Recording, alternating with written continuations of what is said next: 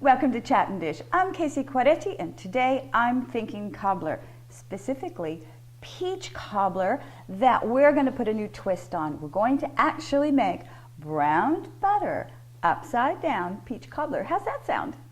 This recipe happens to call for buttermilk, and my local market was out of buttermilk, but never fear, you always have a substitute at hand.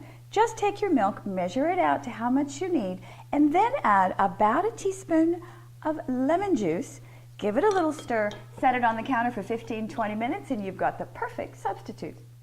We need about 3 cups of peeled and sliced peaches. So to make the peeling easier, what I want you to do is make a little crisscross cut in the bottom of each peach. Just go through the skin, and then it's into boiling water. A nice boiling water bath for 35 to 45 seconds is all you need. After their boiling water bath, plunge them right away into ice water. That stops the cooking process. Just start at the top, that little crisscross that you made, grab a hold and just pull straight down. Your peel comes right off. Isn't that easy? Now just slice your peaches in half, just go all the way around and separate them. Pull out your peach pit and you're ready to slice. If your peaches aren't terribly ripe, you may have a hard time getting the seed out. So slice down one side, turn it around, slice down the other side, and then both ends, and you've got your peaches ready to actually be sliced. Cut all your peach segments into 1/4-inch slices. Your peaches go into a saucepan, and you are going to add 1/2 cup of regular sugar and a tablespoon of lemon juice. There we go. Let's get our sugar in there. These peaches,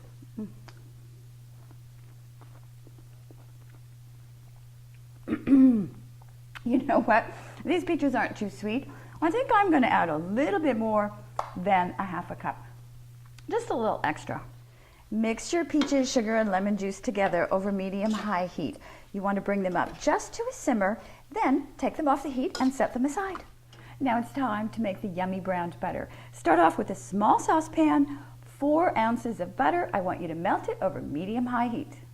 As your butter melts, swirl it around until you get little brown flecks in it. That's your browned butter. It'll also start to smell a little bit nutty. There we go. We're starting to get little brown flecks, and I can smell this. Fantastic. Pour your browned butter into an 8 by 8-inch baking dish. And then we're just going to set this aside and make our cobbler batter. Our cobbler batter starts off with 1.5 cups of flour. If you've got self-rising flour at home, go ahead and use that. This happens to be regular all-purpose, so I'm going to add 1.5 teaspoons of baking powder to it. There's our teaspoon. Now comes the half. And then on top of that, we're going to add 1/2 cup of sugar, because we like our batter nice and sweet. Here we go, 1/2 cup of sugar. And now we're going to whisk in, oops, I almost forgot, our salt. We need 1/8 teaspoon of salt. Now, here's our buttermilk substitute that we are going to pour in to our flour and sugar. I like to mix these together just a little bit before I pour the liquid in. Now, you want to mix these together just until everything is moistened. No overmixing. It's a little bit like a biscuit or a muffin batter. Pour your cobbler batter over your melted butter. The cobbler batter is a little bit thick, so you're going to have to spread it around, but you don't want to mix it with the butter. You want the butter just to sit on the bottom of the pan so that it can have its own layer of flavor. All right, look at these lovely peaches. Now, they go on top of our batter. Just lay them on top. Again, you don't want to mix this up. You want layers of flavor. Ooh, fantastic. Here we go. You know, we've got about 3 cups of peaches today. I used 4 peaches because they were rather large, but you know, if you've got small peaches, you may need to use 5 or even 6. First part of our topping is about 1/4 cup of sliced almonds. I happen to love the combination of almonds and peaches together, but if you prefer pecans or walnuts, hey, go ahead, use that. Sprinkle about 1/4 cup of dark brown sugar on top of your almonds. Our last ingredient for our topping is nutmeg. Isn't this the cutest little nutmeg grater? Has a little place to keep your nutmeg right at the top of it. Anyway, give it a nice grating all the way across the top. Now it's into the center of a preheated 350-degree oven for 50 to 55 minutes.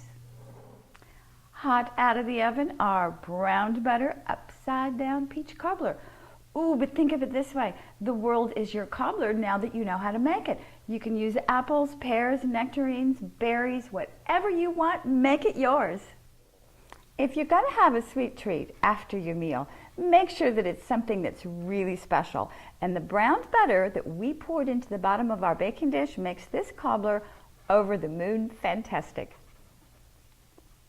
You get browned butter in every single bite.